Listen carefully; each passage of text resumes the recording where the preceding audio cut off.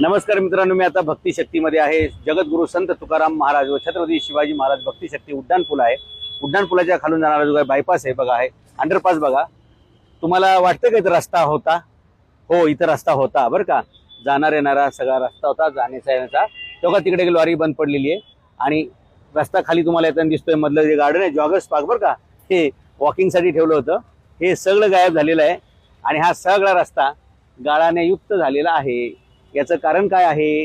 हे सगळं असं व्हायचं, बिल्डरांनी जे काही जागोजागी नाले बुजवले, ओढे बुजवले, ते वळवले, पाणी जायला रस्ताच ठेवला नाही, त्याच्यामुळे हा सगळा गाळ झालेला आहे आणि ह्या गाळामुळे हा पूलच पडण्याची जवळपास शक्यता निर्माण झालेली आहे। तुम्हाला खाली जाऊन सुद्धा ते मी दाखवतो आता किती मोठा प्रॉब्लेम होऊ शकतो। साधं पाणी, छोटासा एक दिवसाचा पाऊस पडला तर खाली हा रस्ता गायब झालेला आहे। तुम्हाला खालून पूर्ण दाखवतो आणखी जाऊन।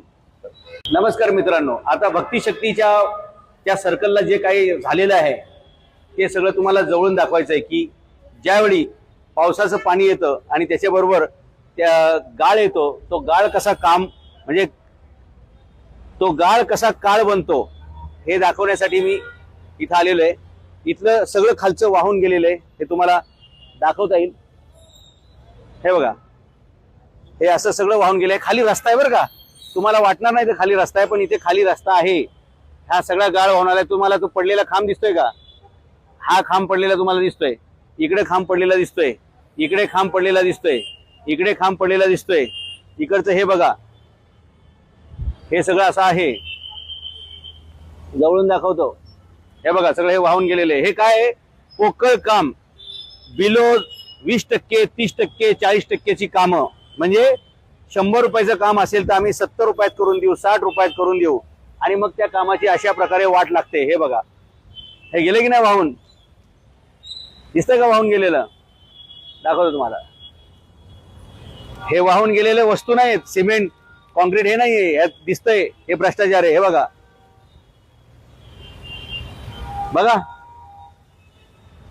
हा ओढा किंवा हा नाला बघा केवढा छोटा केलेला आहे। एवढीशातून ते पास होईल का?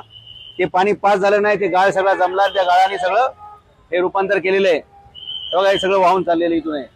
तिकडचं पण दाखवतो तुम्हाला, थोडस वर जावं लागेल।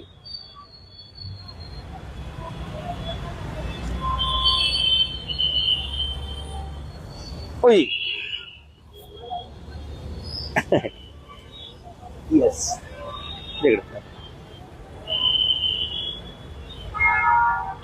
तर हे काय काय वाहून गेले, कसं कसं वाहून आलंय हे सगळं तुम्हाला मी दाखवतोय।